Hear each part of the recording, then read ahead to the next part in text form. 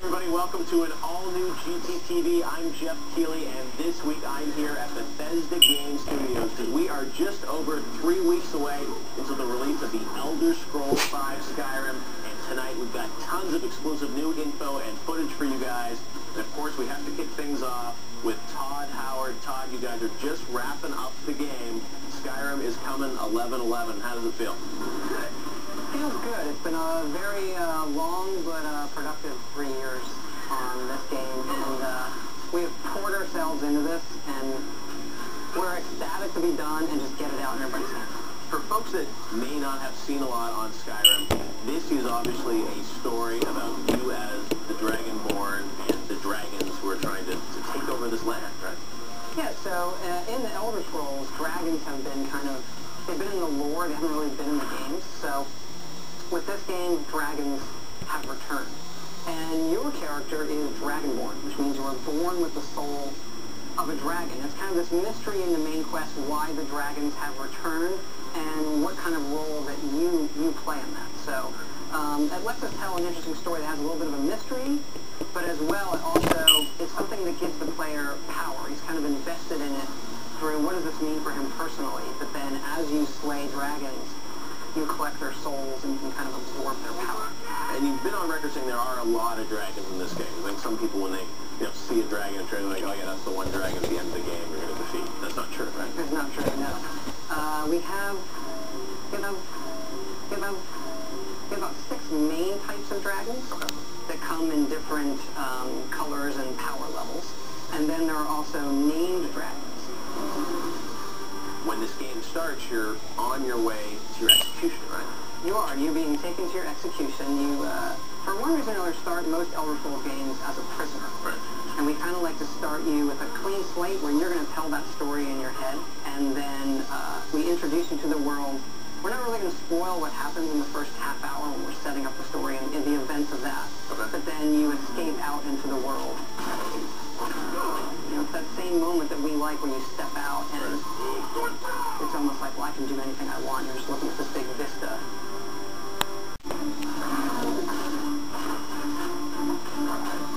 Hey guys, welcome back to GTTV. This week we are honored to be here with Todd Howard and the team at Bethesda Game Studios looking at Skyrim. So Todd, an important part of this game are the chefs, dragon chefs, these words that you can call out that will summon amazing powers.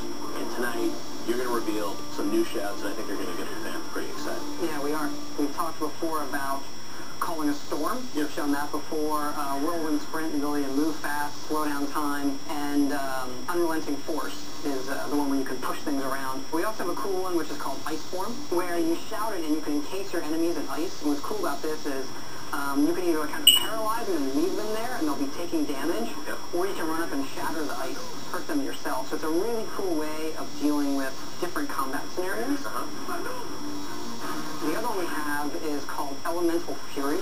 This is one where you can actually shout at your weapons, and then the air forms around them and you can swing them faster. So if you have a really good sword or something that you like, you can use that shout, and then it's doing damage at a faster rate. You guys have teased these dragons all year. You've shown them. You've shown these kind of emergent battles that can happen. But at some point, there's going to be an opportunity, I think, also to interact with the dragons and align with them, right? There is a point in the game, and we debated whether or not we reveal this for you guys, but it's getting close to release, and it's just, we can't hold it back anymore. Really, it's like, this is so cool. Let's talk about it. There is a point in the game where you earn the allegiance of one of these other dragons who is named. When you have the allegiance of this dragon, you can actually shout and call his name to the sky.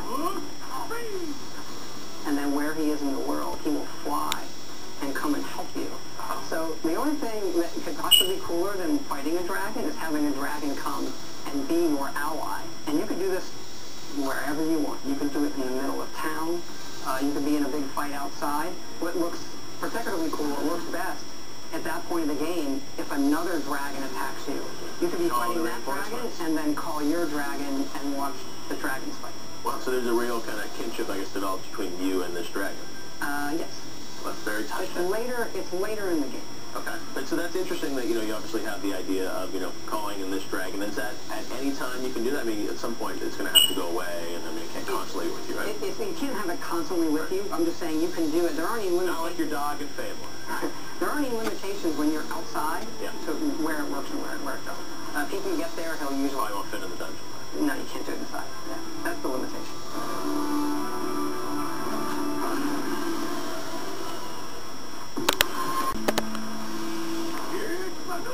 Okay, our trip to the world of Skyrim continues. I'm now here with Matt, who is the lead artist. So, Matt, tell us about the look and feel of Skyrim. So Skyrim is, a much more rugged game than we've done in the past. We want things to be, this sort of epic reality. That's what we call it internally, where every view in the game is dramatic and beautiful, and it's this harsh world. And it's the home of the Nords, so everything in the world has to sort of reflect that. Speaking of the dragon shouts, we're talking about some new shouts tonight on the show for the first time, and you got one for us, right, Matt? Yeah, absolutely. One shout I'm really excited to talk about is the Become Ethereal shout. This shout is really important because you can use it in multiple ways. Basically, you shout, and you become invincible for, a certain amount of time.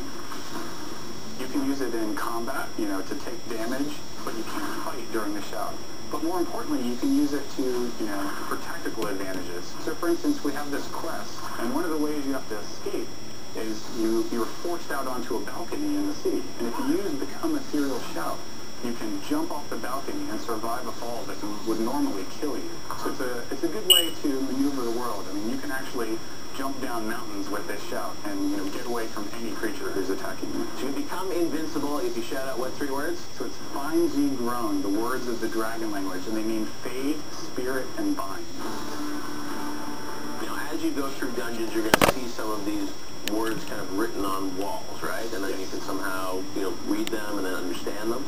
So the way it works is you'll find these ancient carvings, written in the dragon language, and a few of the words will actually be words of power, and those are the special words that will teach you a shout. So because you're Dovahkiin, you can look at these words and absorb their energy, and that will teach you the dragon language.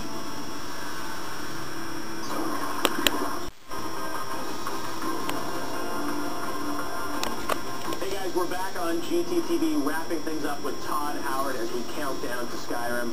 So Todd, you guys have been working on this game for 3 years. It's almost out now, and even though we've shown a lot tonight, there are tons of surprises left for folks when they play the game, right? It is. I still feel that, the assets that are being put out there, us talking about the game, we are scratching the surface as to just how much stuff is in this game that we need to do. And now, you guys already announced that the game will continue with DLC as you guys have on other games, so that the world doesn't stop after you finish playing this game, right? We enjoy making DLC. It's kind of a fun way to extend the game and find things of opportunity that we didn't do before. No matter how big the game is, our consumers and our fans, they always want more. You guys obviously had so many ideas when you started with this game a number of years ago, and huge expectations from the fans. Now that you're just wrapping it up, and what are you most proud of from a future perspective in Skyrim? I think it's the whole thing together. I can't point to one feature and say, outside of dragons, I think they came out, we were very conservative with our design for them. Like, well, we'll get them doing this, and they'll fly around. When they get hurt, they'll land, so we can keep them on the ground. That's one of those things, we just kept working on it, and the guys who did it, and from the animation to their AI, to the sound effects, to the gameplay, they came out better than we thought they would, honestly. So, I think they're the thing that most people can easily point to and say, oh, that's really new and unique, but our story system as well, for how dynamic the game is, it's still to this day, I put thousands of hours in the game, really, it still surprises me. Like, oh, that combined with that does this. Look what I can do. What's special about the game is everybody here got about 100 guys on the team. Right. We've poured ourselves into this, and the amount of stuff in it, and the amount of creativity that the team has put into the game, and the amount of creativity that we give to the players, I think that's what excites us about not just Skyrim, but video games in general.